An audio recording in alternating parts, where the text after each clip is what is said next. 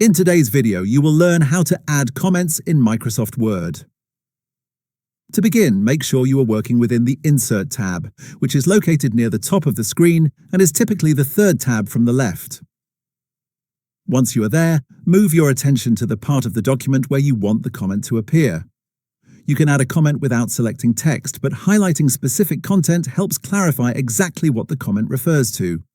For example, you can click and drag over a sentence to highlight it before inserting the comment.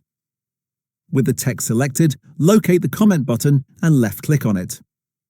As soon as you do this, a comment box will appear on the right side of the document. You will also notice that the highlighted text changes color, showing that it is now linked to the comment. This visual connection makes it easy to understand which part of the document the comment applies to, especially when there are multiple comments on the page. At this point, you can type any message you want into the comment box. This could be feedback, a suggestion for improvement, or a simple note to review something later.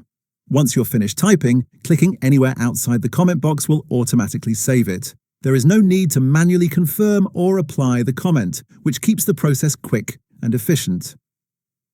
If you decide later that you want to make changes, you can double-click inside the comment to edit the text. You also have access to a small arrow within the comment area that provides additional options. From there, you can reply with another comment, creating a threaded conversation, or update the original comment if needed. This makes it easy to track feedback and discussions directly within the document.